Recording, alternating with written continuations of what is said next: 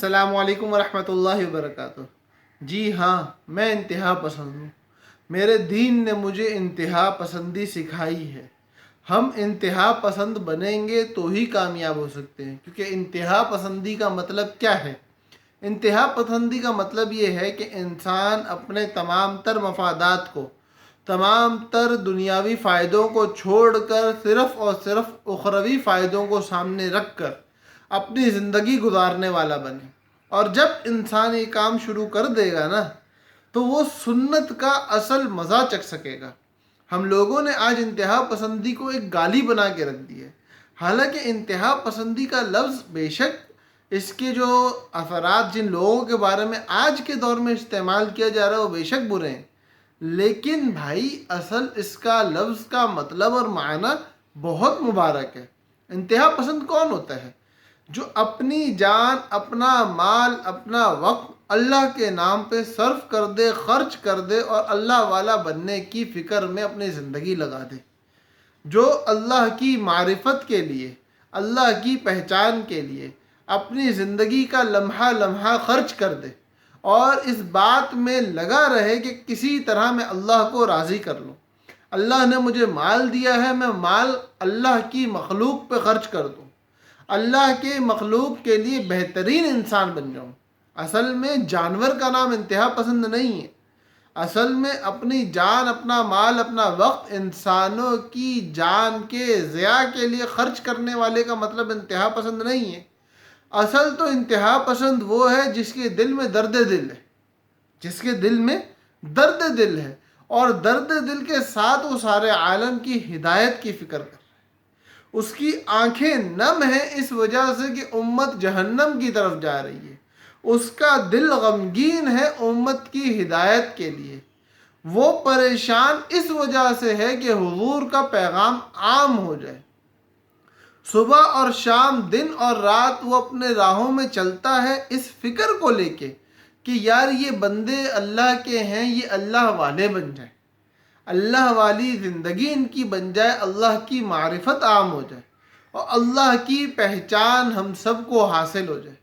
جس کے دل میں یہ فکر ہے وہ انتہا پسند ہے، وہ اللہ پسند ہے، وہ جنت پسند ہے، وہ آخرت پسند ہے، وہ قبر کو جنت کا باغ بنانا پسند کرتا ہے، وہ آخرت میں اللہ کے مہمان خانے میں داخل ہونا پسند کرتا ہے۔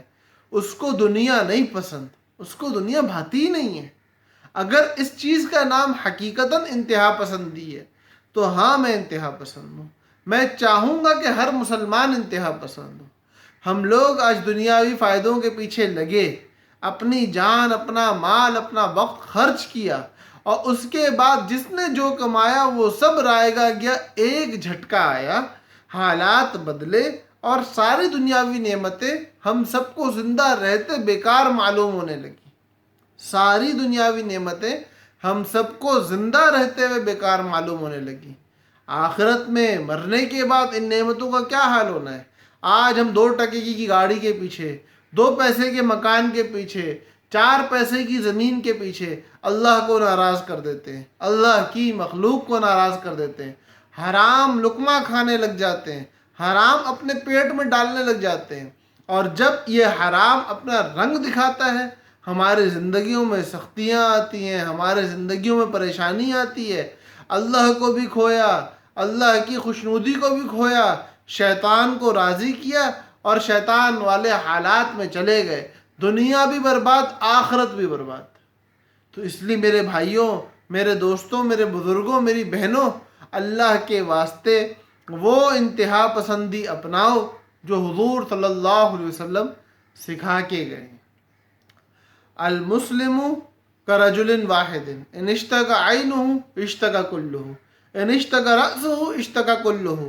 اس حدیث کو ہم کوٹ کرتے ہیں اور سوچتے ہیں کہ دنیا بھر میں جہاں مسلمان پہ مظالم ہو رہے ہیں وہاں ہمیں وہ مسلمانوں کے حق میں کھڑا ہونا چاہیے، لیکن یہ کیوں نہیں سوچتے کہ ہمارے گھر میں بیٹھا مسلمان جب نماز نہیں پڑھ رہا تو وہ اپنے اوپر ظلم کر رہا ہے، جب میرے محلے میں بیٹھا مسلمان چوری کر رہا ہے تو وہ اپنے اوپر ظلم کر رہا ہے، جب میرے گاؤں میں بیٹھا مسلمان اللہ کی نافرمانی کر رہا ہے تو وہ اپنے اوپر ظلم کر رہا ہے، اور اس ظلم کی وجہ سے جو تکلیف اس کو پہنچنی ہے، میں اس تکلیف کو ختم کرا دوں، میں اس تکلیف کو اس سے دور کرا دوں، میں اس مسلمان کی زندگی کو سنوارنے میں کچھ کردار ادا کر دوں۔ اسی طرح جناب نبی کریم صلی اللہ علیہ وسلم کا ارشاد ہے، کن فی الدنیا کأنک غریب او عابر سبیل، اس دنیا میں رہو جیسا کہ تم غریب ہو، غریب مانے اجنبی ہو، تمہیں کوئی جانتا نہیں ہے، تمہاری کوئی پہچان نہیں ہے، تمہاری کوئی عزت نہیں ہے، تم تو ایک راہ چلتے مسافر کی طرح یہاں ہو، ایک اجنبی کی طرح اس دنیا میں ہو، جو اپنا توشہ لیے چل رہا ہے، اس کو اپنی منزل پہ پہنچنا ہے، وہ رستے میں لوگوں سے ملتا ہے، دوستی نہیں لگاتا، دل نہیں لگاتا۔ ہمارا دل اللہ کی ذات میں مشغول ہو، ہمارا دل سنت پورا کرنے کے اندر مشغول ہو، ہماری جان اللہ اور اس کے رسول کی ذات میں مشغول ہو۔ اگر ہم یہ مرتبہ پا گئے تو ہم کامیاب ہیں، اگر ہم اس مرتبے سے رہ گئے تو ہم ناکام ہیں۔